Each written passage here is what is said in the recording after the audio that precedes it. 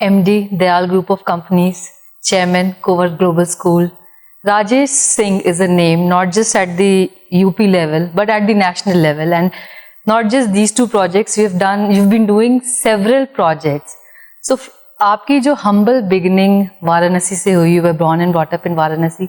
Tell us something about how was your childhood, your educational qualifications. कैसे कैसे आपने वाराणसी से उत्तर प्रदेश तक का सफर शुरू किया और उत्तर प्रदेश से लेके अब आप नेशनल लेवल पे भी जाने जाते हैं अपने कार्यों की वजह से? बहुत सामान्य परिवार में जन्म हुआ हमारा। फादर जो है गवर्नमेंट एम्प्लॉय थे, इंडियन ऑयल में थे, लेकिन वो जहाँ रहते थे वो पूरे बनारस की सबसे बिजनेसमैनों की कॉलोनी थी। अच्छा। तो लगभग सबके पास गाड़ियां थी, सबके फादर्स के पास गाड़ी थी। हमारे फादर स्कूटर्स चलते थे। तो हमें इस बात का कष्ट हमेशा से रहा कि मेरे फादर का उतना रिस्पेक्ट नहीं हो पा रहा था जितना होना चाहिए। तो हमें बचपन से ये जिद आ गया था कि हमें बिजनेस करना है और अपने फादर का नाम रोशन करना है। बहुत अर्ली एज से, जब हमको लगता है कि बहुत छोटे थे हम, तो हमको ये लग गया था कि हमें अपने फादर के नाम के लिए आगे बढ़ना है। और उसी के नाम के आगे फिर हमने जो अपनी कंपनी बनाया उसको दयाल ग्रुप नाम दिया। जितने भी प्रोजेक्ट किए सब दयाल नाम से किए, फादर का हमारे नाम है। तो हमें लगता है कि काम करते गए और होता गया। तो सबसे पहला प्रोजेक्ट आपने वाराणसी में ही शुरू किया। आई थिंक लो कॉस्ट पे लोगों को हाउसिंग प्रोजेक्ट्स दिलाना और बाकी चीजें वहीं से शुरुआत नहीं, उसके बाद बनारस के बाद हम लखनऊ आए और यहाँ पर लखनऊ यूनिवर्सिटी में एडमिशन लिया हमने। ग्रेजुएशन किया लखनऊ यूनिवर्सिटी से। उसी दरमियान हमारा लव मैरिज हुआ। अच्छा। लव मैरिज होने के बाद फिर भाई उस समय तो ऐसा था नहीं कि कोई पैसा था, तो बिजनेस स्टार्ट करना या कुछ पैसा कमाना जरूरी था। तो सबसे पहले हमने कोयले का बिजनेस स्टार्ट किया। अच्छा। बनारस चंदासी में, चंदासी एक जगह जो एशिया की सबसे बड़ी कोयले की मंडी है। तो स्कूटर से हम सुबेरे जाते थे और शाम को जब लौटते थे तो चेहरा ऐसा होता था जैसे वाइफ भी हमारा चेहरा नहीं पहचान सकती। ट्रक पर चढ़ के खुद कोयला बेचना, वहां से हमने अपने जीवन की शुरुआत की। और फिर जो है रियल एस्टेट में आए, जमीन का काम करना शुरू किए, ऐसे बढ़ता गया। तो रियल एस्टेट के बारे जो शुरू आपने काम किया, उसके लिए फैमिली तो कोई बैकग्राउंड थी नहीं क्योंकि फादर जो थे आपके गवर्नमेंट एम्प्लॉय थे। तो ये ख्याल कैसे आया कि रियल एस्टेट में ही पैर जमाना है या उसी का काम करना है? एक बात बताऊं आपसे कि कोई भी आदमी जितना इंटेलिजेंट बने, बहुत चीजें जो हैं ईश्वर के हाथ में है और ईश्वर डिसाइड करता है। मैं आने वाले जनरेशन को ही बताना चाहता हूं, हम लोग बहुत सारा कैलकुलेशन करते हैं सुबह से शाम तक, लेकिन बहुत सारी चीजें ऐसी हैं जो नियत जो है ईश्वर डिसाइड करता है। और बाद में भले हमें ये अहंकार हो जाए कि ये हम अपने काबिल हैं, क्योंकि आप खुद सोचो एक पेट्रोल पंप पर तेल डालने वाला आदमी दुनिया का, हिंदुस्तान का सबसे बड़ा आदमी हो जाएगा, ये किसी मैनेजमेंट में नहीं सिखाया जा सकता। तो मैं भी कोई श्रेय अपने आप को नहीं दूंगा। ईश्वर ने जिस क्षेत्र में आगे बढ़ाया, काम करते गए, और उस समय ये समझ में आया कि भाई अपॉर्चुनिटीज मिलती है, आपके ग्रह नक्षत्र अच्छे हो तो वो अपॉर्चुनिटी आप अवेल कर लेते हो, नहीं तो आप जो है झटका खा जाते हैं। तो बस काम करते गए। तो रियल एस्टेट के साथ साथ आपने हॉस्पिटैलिटी इंडस्ट्री भी एक्सप्लोर किया? नहीं, पहले हमने वो शुरू किया, कोयले का काम शुरू किया जी। कोयले काम के बाद रियल एस्टेट शुरू किया। रियल एस्टेट के बाद हमने फिल्म बनाई। दो फिल्में बनाई और उत्तर प्रदेश सरकार ने दोनों को टैक्स फ्री किया। फरेब बनाए थे, फरेब, और जिसमें डायरेक्टर जो है दीपक तिजोरी था जी। दूसरी जो है अनवर बनाए थे जिसमें मनीष झा था, मनीषा गोरेला थी। तो दोनों बहुत अच्छे, और दोनों के गाने भी बहुत सुपर हिट थे। एंड आई थिंक कहीं ना कहीं आपको भी म्यूजिक का बहुत खूब शौक है, लगाव है। हम आपको एक किस्सा बताएं जी। जब हम क्वींस कॉलेज में पढ़ते थे बनारस में, तो हम निकाह पिक्चर देखने गए जी। तो उसमें बहुत अच्छे गाने लगे हमें कि उस समय के बहुत हिट गाने थे, दिल की आरज़ू है कोई दिलरुबा मिले, ये सब। तो हम जब बॉम्बे गए तो हमने कहा यार हमको गाना जो है उन्हीं राइटर से लिखवाओ। पढ़ते समय हमने ये तय कर लिया था कि अगर हम कभी फिल्म बनाएंगे तो इस राइटर से गाना लिखवाएंगे। फिर जब बॉम्बे गए तो हमने वो कैसेट मंगाया, उसका सीडी मंगाया। हमने देखा कि लिरिक राइटर कौन थे, तो पता चला कि हसन कमाल साहब। हमने बोला हसन कमाल साहब कहाँ मिलेंगे? सोचो आपने बचपन की जिद को वहां तक हमने कैरी किया था। तो हसन कमाल साहब तो बोले लोग क्या वो लिखते नहीं है, वो घर पे रहते हैं। हम घर पे गए उनके, हमने बोला हसन कमाल साहब आपसे ले, तो कहा बेटा हम लिखते नहीं है अभी। हमने कहा लेकिन हमारे बचपन का विषय आपसे गाना लिखवाना। तो उन्होंने गाना लिखा। तो अनवर का वो वाला गाना मोहब्बत तो एक जावेदा जिंदगी है जी। वो उन्हीं का लिखा हुआ गाना है, काफी पॉपुलर भी, बहुत पॉपुलर। और हमको हमारा तो फेवरेट सॉन्ग वही था। ट्रू। तो उनसे लिखवाए गाना। आने वाले टाइम में कोई और फिल्में आपकी हम देखेंगे? अभी तो नहीं लगता। अब लगता है कि वो एक रील की दुनिया या सपनों की दुनिया से अलग हटके अब यथार्थ का जीवन जो है ज्यादा अच्छा लग रहा है। और कोई काम हम जो करते हैं पूरे दिल से करते हैं। कभी ऐसा नहीं हुआ कि हाफ हार्टेडली कोई काम किए और छोड़ के हट गए। तो अभी जो कर रहे हैं, जैसे बच्चों की जो मुस्कुराहट है उसमें अपना जीवन तलाश रहे हैं, हमें बहुत अच्छा लग रहा है। जो पब्लिक लाइफ में, सोशल लाइफ में जो कुछ कर रहे हैं वो अच्छा लग रहा है। तो जबरदस्ती का वो सब हमें मुस्कुराहट अच्छा नहीं लगता, नकली मुस्कुराहट वो सब देख के। सो कुंवर्स ग्लोबल स्कूल की बात करें, जैसा कि आपने बच्चों की बात की और बच्चों में आप अपनी खुशियां ढूंढ रहे हैं, तो कुंवर्स ग्लोबल स्कूल की शुरुआत कैसे हुई? कैसे आपने इसके बारे में सोचा? इस फील्ड को कैसे आपने एक्सप्लोर किया? हमारे जैसे तमाम लोगों की ये स्टोरी है कि जब संघर्ष का जीवन रहता है तब हम लोग अपने परिवार को समय नहीं दे पाते जी। और चूंकि हम लोग को बहुत लगता है कि पैसा कमाना बहुत इंपॉर्टेंट है लाइफ में, सक्सेस होना बहुत इंपॉर्टेंट है, वो प्रियॉरिटी बहुत बढ़ जाती है। मेरे साथ भी ऐसा ही हुआ। जब हम अपने बिजनेस और जुनूनी थे हम काम करने में, तो परिवार को अपने समय नहीं दिए, अपने बच्चों को समय नहीं दिए। 12 साल हमारी वाइफ जो है बनारस में रही और हम लखनऊ में अपना बिजनेस करने लगे, अपना संघर्ष करते थे। बच्चे कब हुए और फिर बड़े हो गए पता नहीं। और जब बच्चों को समय देने का समय आया तो 2014 में हमारा बेटा जो बड़ा बेटा था कुंवर, उसकी डेथ हुई। वो यहाँ से दिल्ली जाता ट्रेन में ही उसका हार्ट फेल हो गया। अच्छा। और वो हमारे लाइफ का, हमें लगता है, लोग कहते हैं कि आदमी का जो है नेचर नहीं चेंज होता, लेकिन हमें लगता है कि जब ईश्वर की चोट लगती है तो आदमी का डीएनए तक चेंज हो जाता है। और जो आदमी बिल्कुल हमारा रूटीन था, मशीन की तरह लाइफ थी हमारी, कि मतलब कोई चाहने वाला या वाइफ को भी हमसे बात करना तो सोचना पड़ता था उसको कि कब बात करें या कब मिलें। वो इंसान आज ये स्थिति है कि एक बार भी हम अपने वाइफ को छोड़ कहीं जा ही नहीं पाते। या लगता है कि कितनी इंपॉर्टेंट, ये पता चला कि फैमिली की क्या इंपॉर्टेंस है, फैमिली की क्या इंपॉर्टेंस, और हम लोग कितना नेग्लेक्ट करते हैं उसको, उसकी कितनी भारी कीमत चुकानी पड़ती है कभी कभी। तो ये समझ में आया और फिर लगा कि अपनी लाइफ को जो है कुछ ऐसा सार्थक काम किया जाए। तो 5 जून 2014 को घटना हुई थी और आप सोचो उस घटने को भी हमने कैसे जुनून में बदला कि 8 महीने के अंदर हमने कुंवर्स ग्लोबल स्कूल का स्थापना करके उद्घाटन कराया राजनाथ सिंह जी। तो हमें लगता है काम करने की एक हैबिट है और वही काम का जुनून जो है थोड़ा सा दुख से निकाला भी, डिप्रेशन से निकाला। नहीं, ये तो मतलब 20 साल, आई थिंक कुंवर 20 साल के थे जब ये हुआ। 20 साल। कोई हेल्थ कंडीशन थी? नहीं, बहुत स्वस्थ था, हमसे भी लंबा चौड़ा था बिल्कुल। अचानक से हार्ट फेल हुआ। उसका हार्ट फेल का कारण ये था कि उसको ट्रेन में उल्टी हुई और उल्टी सांस की नली को चोक कर दी। मतलब बहुत कम केस ऐसा होता है, डॉक्टर बताया हमें कि हजारों में एक केस होता है। तो रात में खाना खाने के गया था तो ट्रेन में लेटा तो उल्टी आई और सांस की नली को चोक कर दी। टाइम पता ही नहीं चला, टाइम ही नहीं मिला। और हम लोग को सवेरे पता चला जब हम लोग टहल के लौटे तो उसके दोस्त का फोन आया कि अंकल कुंवर उठ नहीं रहा। हम लोग अपना पूरा, जो उस समय ट्रेन में भी लोगों को नहीं पता चला सुबह नहीं, उसकी असल में जब गाजियाबाद के आगे ट्रेन बढ़ी होगी तो उसकी बॉडी जो है बर्थ से नीचे गिरी। अच्छा। तो वो जो ऊपर लड़का, उसका मित्र एक सो रहा था तो एसी फर्स्ट था, तो वो कहा कि नौटंकी मत करो, वो सोचा कि नौटंकी कर रहा। तो वो ऊपर से नीचे उतरा तो जब हिलाया डुलाया तो फिर वो हेल्प के लिए अगल बगल के कूपे में सबके पास गया, लेकिन कोई डर के मारे हेल्प नहीं किया उसको। और एक्चुअली लोग प्रिपेयर्ड भी नहीं रहते हैं इस तरह की इमरजेंसी में, कैसे फर्स्ट एड करें। फिर उसको एम्स ले गए तो पता चला कि वो ब्रॉड डेड है। तो आप सोचो 11:30 बजे की ट्रेन थी और उसका टाइम ऑफ डेथ जो है 12 बजे का था, पौने 12 बजे का था।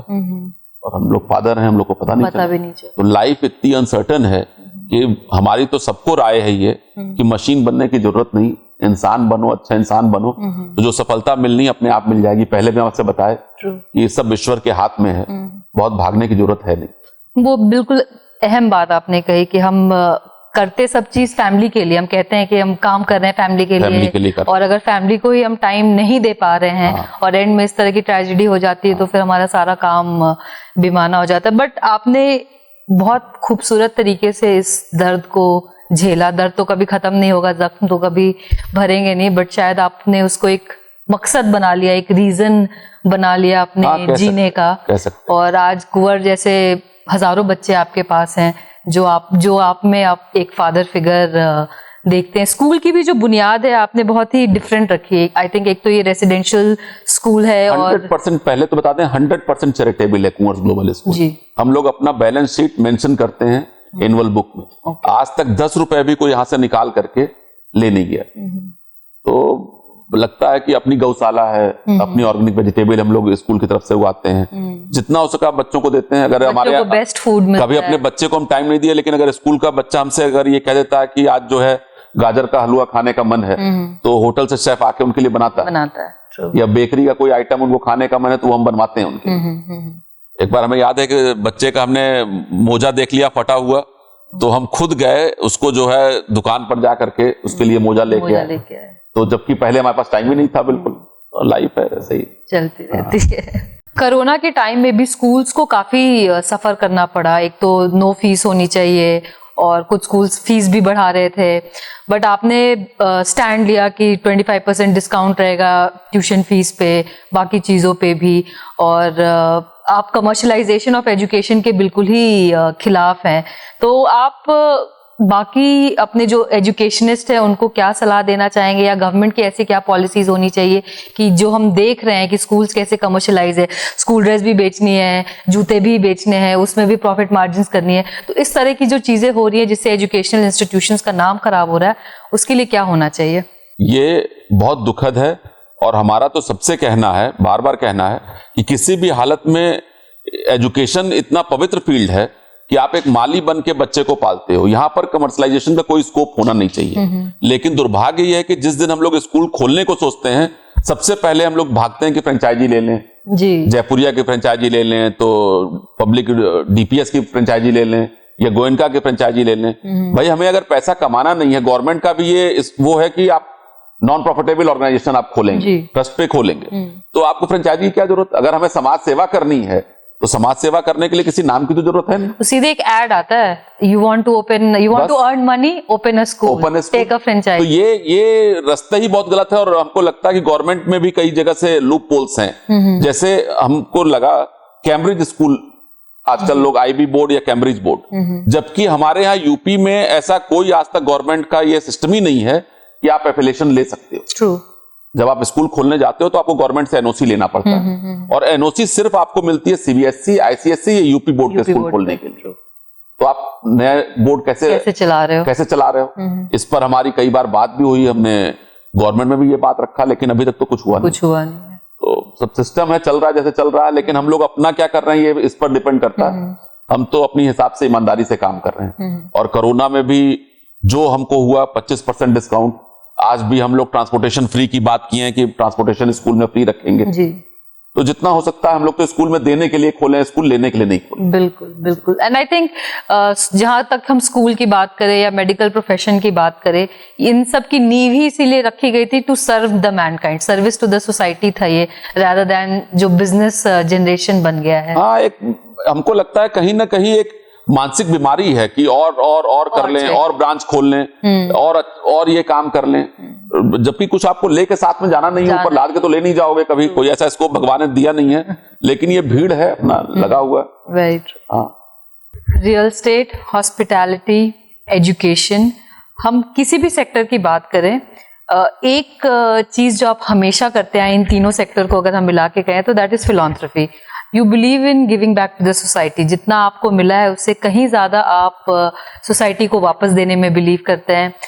कुवर्स ग्लोबल की भी जहां हम बात करें, this is your project to serve बच्चे जो रूरल एरियाज के, जिनको क्वालिटी वर्ल्ड क्लास एजुकेशन नहीं मिल पा रहा है, उनके लिए आपने ये स्कूल शुरू किया। ये लैंड भी आपको एक 5-स्टार होटल के लिए मिली थी और आपने इसको एजुकेशन पर्पस के लिए यूज कर लिया। So philanthropy I think is your core of all the work that you have been doing. So please share the initiatives that you have been doing so that the youth gets motivated, your fellow businessmen get motivated in doing so. मुझे लगता है ईश्वर ने अगर आपको कोई चीज दिया है तो वो समाज के लिए दिया है। एक लिमिट से ज्यादा अगर आप रखोगे तो अमृति विष हो जाएगा। वो जो पैसा आप कमाते हो, आप सोचते हो कि और रख लें, बच्चों के लिए रख लें, तो बच्चे वो खराबी होने वाले हैं या परिवार को नुकसान करने वाला है ज्यादा पैसा। तो जितना नीड है आपको, आप उससे थोड़ा ज्यादा रख लो, लेकिन बाकी जो पैसा अर्न करते हो वो आप समाज के लिए ही करते हो। और हमको लगता है कि गीता में तो कृष्ण ने कहा है कि सबसे ज्यादा पुण्य, सबसे बड़ा पुण्य है कि ईश्वर की बनाई हुई सृष्टि के संचालन में जो मदद करता है। तो हमें लगता है कि, और ईश्वर आपको जो आशीर्वाद देता है वो आपकी पात्रता ही दे सकता है। ईश्वर आपके अंदर पात्रता को डेवलप करता है। तो पात्रता क्या है कि आपको बहुत ज्यादा अगर दे रहा है, आपके औकात से ज्यादा दे रहा है, तो ये समझना चाहिए कि वो आपके हाथ से और लोगों के लिए कराना चाहता है। आपको एक मीडियम बनाया है, मीडियम बनाया है और जिससे और लोगों के लिए कराना चाहता है। तो ये हमको समझ में आता है ऐसा, और उसी फिलॉसफी को हम आगे लेके कैरी करते हैं। बच्चों की हम जहाँ बात करें, एक तो ये नॉर्मल एजुकेशन हुआ वो आप कर ही रहे हैं, बट ब्लाइंड बच्चों के लिए भी आप बहुत कुछ कर रहे हैं, ब्रेल और उस तरह से, इसके बारे में अभी उत्तर प्रदेश ब्लाइंड एसोसिएशन जो है उसके मैं प्रेसिडेंट भी हूँ, और करीब 100 बच्चों को मैं पढ़ाता हूँ, ब्लाइंड बच्चों को। अच्छा। साथ साथ में जो है मुझे लगा कि और जो एजुकेशन का सेक्टर है, जैसे नर्सिंग है, नर्सिंग के माध्यम से गरीब बच्चों को हम नर्सिंग करा सकते हैं और उनको कहीं पर जल्दी से अपॉइंटमेंट मिल सकता है। अभी आपने रिसेंटली नर्सिंग कॉलेज शुरू किया और हमको लगता है कि करते रहना चाहिए। इस कोविड में हमें लगा बच्चों के अंदर संस्कार की कमी हो रही है, तो हमने करीब 30,000 बाल गीता जो है वो बच्चों में वितरित किया, और उसका फायदा भी मिला। कई तो पेरेंट्स तक हमें फोन करके बोले, क्योंकि आज हमें लगता है कि बच्चे तो बच्चे छोड़ दो, हम लोग हिंदू में जो है फादर तक एक श्लोक नहीं जानते। बिल्कुल सही कहा। मतलब बाकी रिलीजन में हम देखें कि एटलीस्ट है कि बाइबल बच्चे पढ़ते हैं, कुरान बच्चे पढ़ते हैं। एक हमारे ही इसमें है कि हम न खुद पढ़ते हैं ना हम बच्चों को देते हैं कि भाई बचपन से गीता पढ़ो। पूरा बाजारीकरण में व्यस्त है हम लोग। बिल्कुल। दुकानदारी में व्यस्त है। मतलब पिता जो है सुबेरे देखेगा कि आज ये मोबाइल लेना है, दिन भर उसके लिए दौड़ेगा, गाड़ी के लिए दौड़ेगा, तो बच्चों के अंदर वैल्यू बच्चे पहले होता था आप किताब पढ़ते थे तो बच्चे भी किताब पढ़ते थे। अब आप नहीं पढ़ते और बच्चों को बोलिए पढ़ने तो बच्चे बोलते हैं आप भी मोबाइल पे लगे हुए, तो हम भी मोबाइल पे लगे हुए हैं। तो वो एक हमें लगता है बच्चों को ये समझाना चाहिए कि इस यात्रा में जितना कुछ देना है वो इम्पोर्टेंट है। ट्रू। आने वाले और क्या क्या प्रोजेक्ट्स हैं आपके, right from the hospitality to education to real estate, क्या क्या कर रहे हैं? अभी हम लोग ने दयाल पैराडाइज हमारा हॉस्पिटैलिटी प्रोजेक्ट में था जी। उसके बाद हम लोग ने दयाल बाग करके एक रिसोर्ट बनाया है, और पूरा इको रिसोर्ट है, और हमने उसमें अपने विचार को थोड़ा इंडक्ट किया है। प्योर वेजिटेरियन है और नो अल्कोहल, क्योंकि हम खुद नहीं लेते तो हमें लगता है कुछ अपने दिल के हिसाब से काम करूं जी। बिजनेस के हिसाब से तो बहुत काम। एंड आई थिंक कोरोना ने हमें सिखा भी दिया है कि कैसे bad food habits, bad drinking habits हमारे हेल्थ को कितना नुकसान पहुंचाती है। और फिर जो है एक बहुत अच्छा प्रोजेक्ट है विभूति खंड में, गोमती नगर में जी। तो दयाल गेटवे करके, तो 5 स्टार होटल है पूरा, साथ में बैंकेट है, फूड कोर्ट है, बड़ा प्रोजेक्ट है वो। अच्छा। तो उस पर काम चल रहा है। फिर जो है एक हम लोग आई थिंक हॉस्पिटल भी आपको, हॉस्पिटल चंदन हॉस्पिटल है यहाँ पर, तो हम लोग का टाई अप हो गया है। हम दोनों लोग मिल करके Chandan Dayal institute of medical sciences करके 1000 बेड का हॉस्पिटल ला रहे हैं, तो वो भी एक काम है। तो इसमें खाली ये हॉस्पिटल है कि इस पे रिसर्च विंग भी रहेगा? नहीं, वो पूरा मेडिकल कॉलेज आएगा। पहले तो हॉस्पिटल आएगा, और आप यकीन नहीं मानेंगे, जब हमारी अमर सिंह से कई बार मीटिंग हुई तो उनसे हमने एक ही बात बोला। हमने कहा भाई देखो, मैं साथ में एसोसिएट तभी होऊंगा, मतलब इस बात को यकीन मानो आप। हमने बोला कि हम एक ही शर्त पर आपसे जुड़ेंगे, जब यहाँ पर आप गरीब लोगों के भी इलाज की व्यवस्था रखोगे।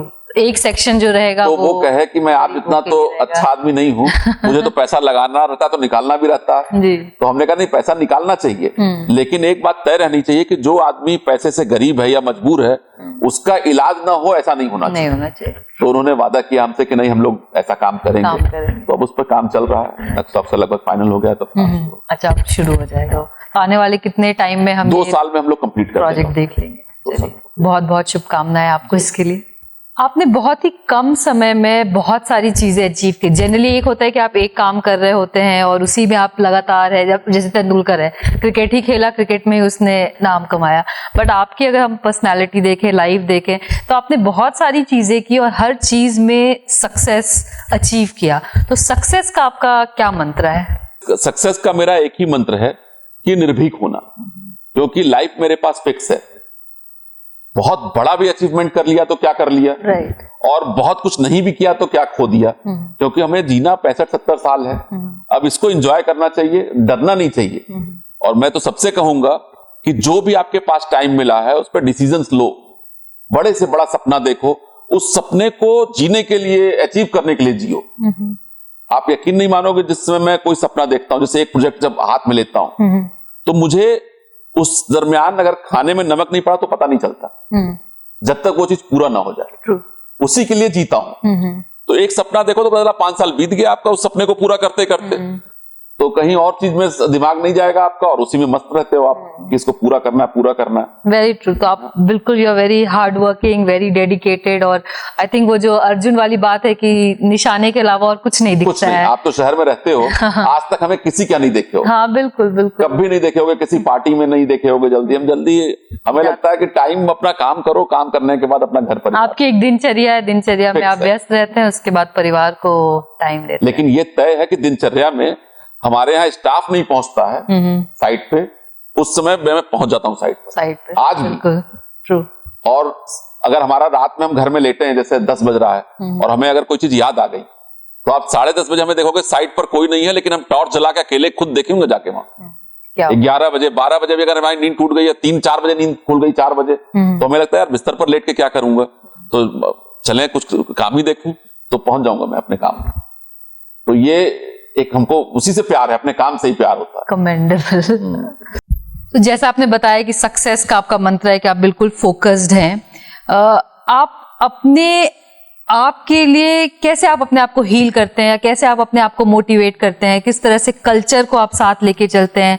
अगर कुवर्स ग्लोबल की बात करें तो किस तरह से आपने अपने कल्चर, अपने संस्कार को यहाँ डाला, या दयाल बाग की बात करें तो खाने पीने से लेके किस तरह से आपने हर तरह के कल्चर को इंटैक्ट रखा है? और आपका पर्सनल मंत्र क्या है अपने आप को मोटिवेट रखने का हमेशा? पर्सनल मोटिवेशन तो अध्यात्मी है, और करीब करीब मैंने 7 बार पूरी गीता को पढ़ा। अच्छा।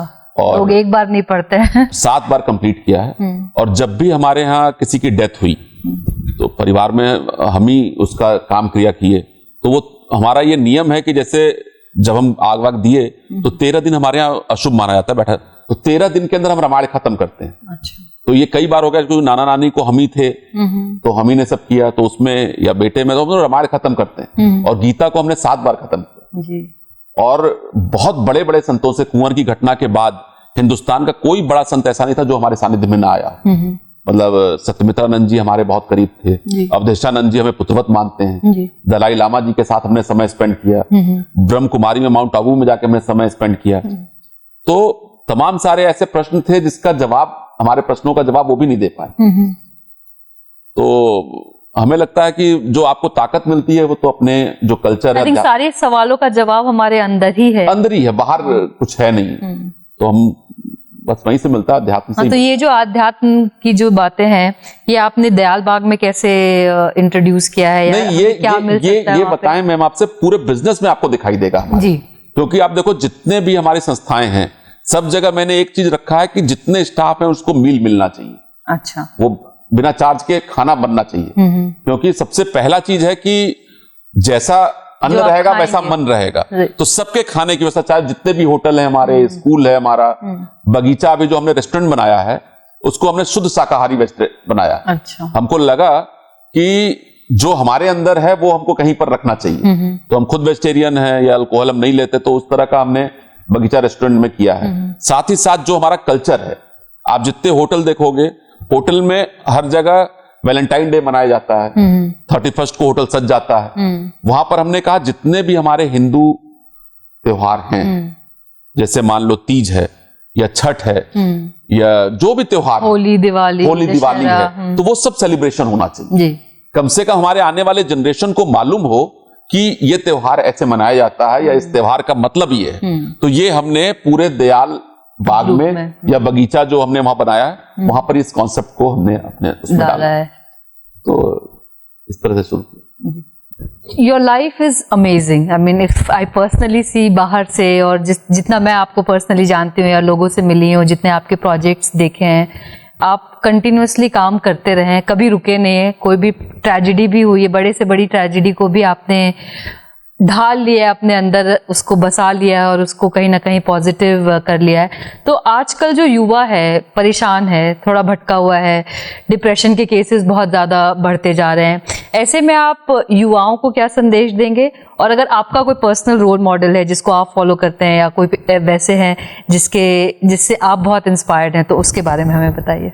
युवाओं को तो मैसेज हम लोग देंगे, लेकिन पहले हमें लगता है एक बार जो पेरेंट्स हैं उनको मैसेज होना चाहिए बहुत, कि अपने बच्चों में समय दें, किसी भागा भागी खुद से मशीन न बने, अपने बच्चों को समय दें, उनको वैल्यूज सिखाएं और खुद भी जब खुद जैसे रहेंगे, खुद जो हमारा बिहेवियर रहेगा, बच्चे अपने आप उसको देखकर सीखते हैं। आप सिखाने की कोशिश करोगे तो बच्चे नहीं सीखेंगे। वो कहते हैं ना, बच्चे कच्ची मिट्टी है, आप जैसे ढाल, तो आपका खुद बर्ताव अच्छा होना चाहिए। जो आप अपने बच्चे को बनाना चाहते हो वैसा खुद बनना पड़ेगा आपको पहले। तो युवाओं के लिए मैसेज है कि निर्भीक बने, क्योंकि लाइफ फिक्स है और इस लाइफ में ओनरशिप नाम की कोई चीज नहीं है, सब चीज किराएदारी है। हमारा बाल पकता है, हम रोक नहीं सकते, दांत टूटता है, आप रोक नहीं सकते।